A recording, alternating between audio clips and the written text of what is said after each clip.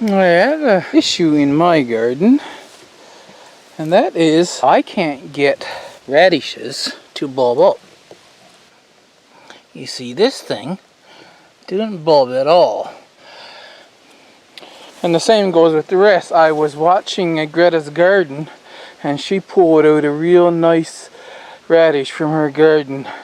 I'm going to have to ask her if she knows the tricks that you have to go through to actually get them to bulb up here in Newfoundland. But at any rate, welcome back to Shed Wars, and I am going to take up these radish plants. Not going to bother let them go to seed this year. And in among there are some carrots. I don't know how many. We shall find out. Gotta be very careful I don't pull up anything else. And I'll probably give all of these to the hens. Oh, they're coming up real nicely though. I had to take my time, but I should be able to get them up without disturbing anything else.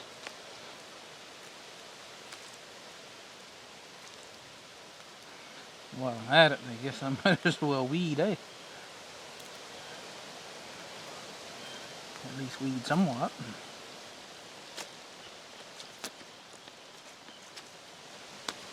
Here's one that did put on a little bit of a bulb.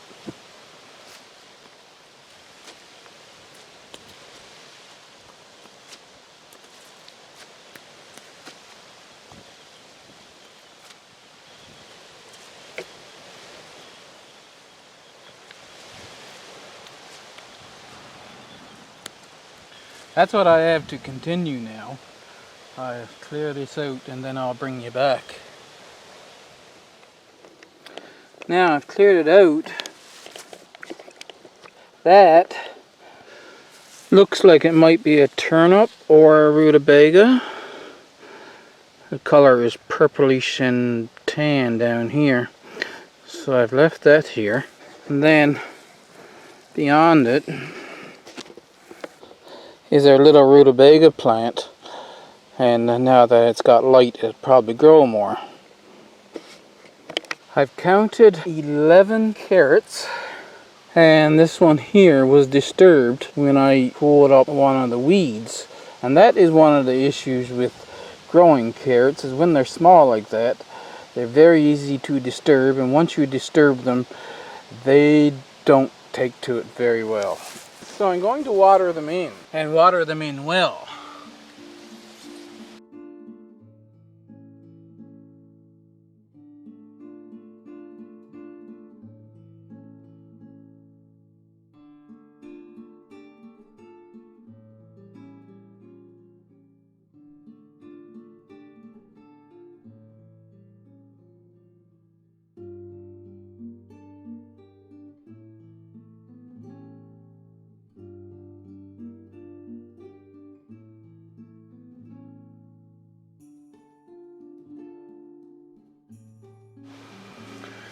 I decided to water the entire garden since I was there with the hose.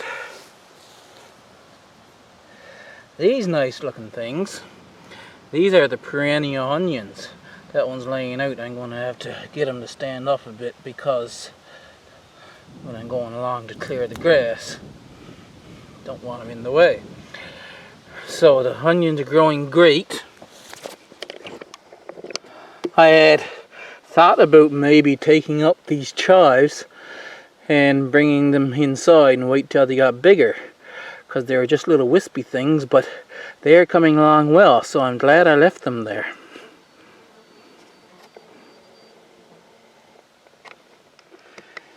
These are the yellow pear tomatoes. Despite their initial damage, they are actually coming back quite well and becoming really healthy plants. I have 2 tomatoes growing right here on top, and the other one, he's putting out sprouts down below and he's growing up. He's doing nicely as well. Now this is the bane of most gardeners. See if I can find one now. Well, this is the cabbage moth did this. This is the lacinato kale.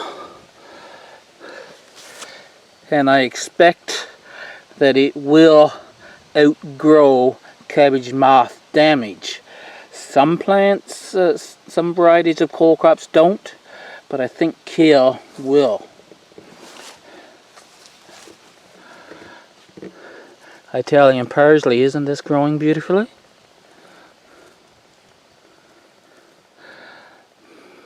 This is something that, this is a biennial really, kind of, and so we will have a patch of parsley here.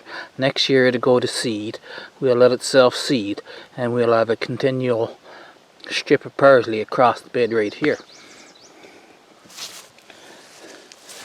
Apparently there was cabbage there, and I lost whatever other ones that was there.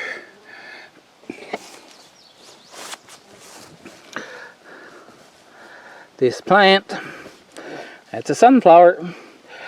I'm assuming black oil, but we'll have to wait till it flowers to find out. The Benning's green tint, that one is coming along. In the shade of the maple tree, this bed is doing actually quite well. I did lose the cole crops here, and you see that those burnt leaves there. My only thought is that it's those days of 34 degrees, that's heat stress. And will it revive? I don't know. The Swiss chard is doing good, and those little lettuce, they started to take off.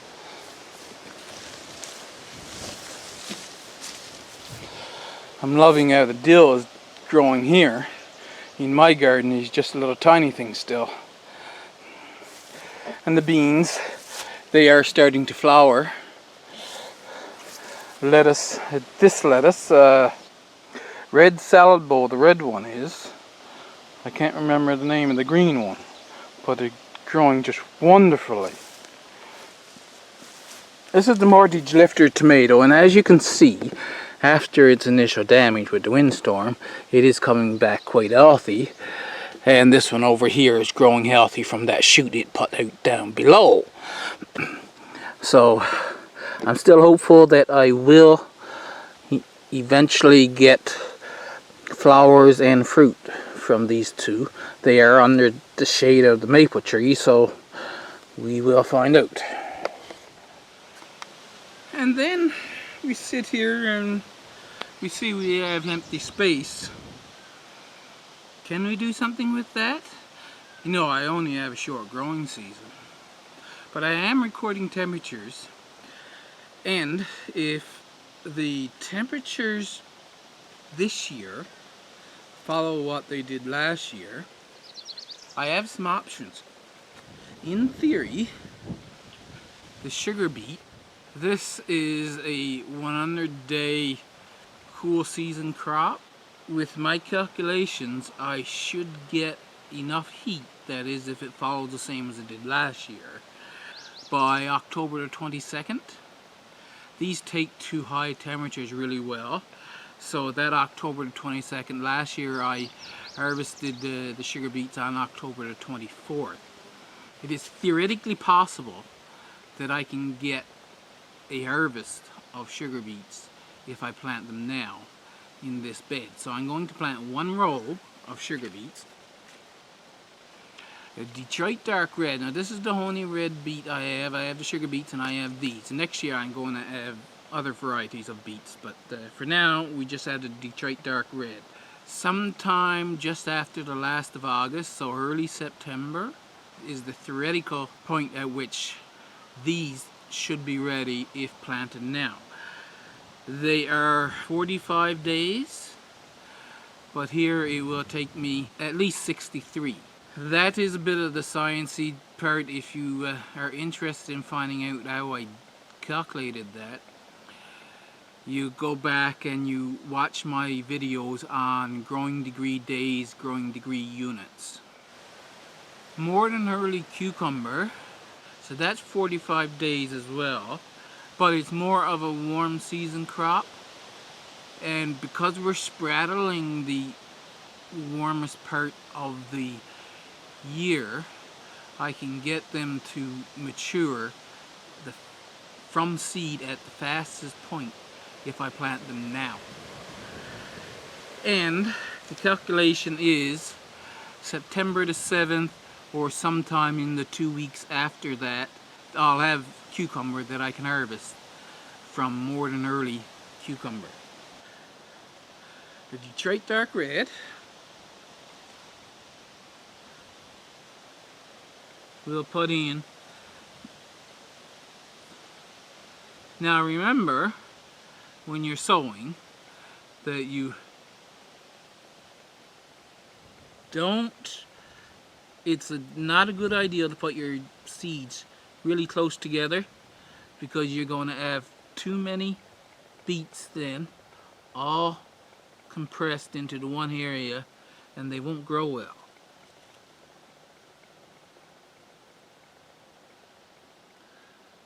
I have to leave that little spot because I have to go around and finish that from the other side. And these are the sugar beets. So with sugar beets, they need quite a bit of space. So I'm going to have to go up about 10 inches.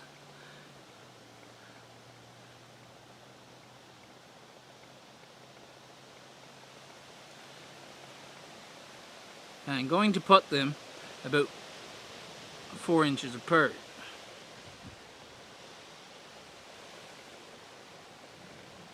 And once again, I'll finish that row from the other side. More than early cucumber, I might want to put them on a trellis. Right now I'm sitting on the north side of the bed. So I'll put a row of seed just along here. I'll put 2 seeds in a hole.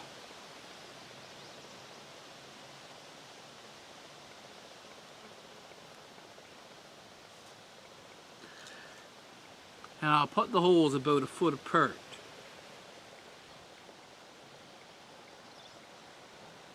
And this is an experiment now on late planting of these early maturing vegetables.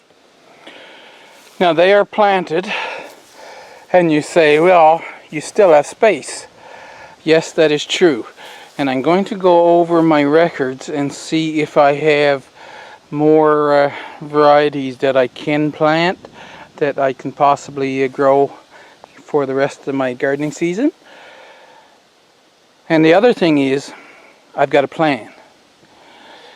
A very interesting plan. You will have to make sure you're subscribed and are following along to find out what that plant is when I go to implement it. But for now, thanks for watching this another episode of Shed Wars. Don't forget to check out the other channels that are in this collaboration. Don't forget to hit that like on the way out, and if you're interested in this type of content, make sure you're subscribed. See you in the next video.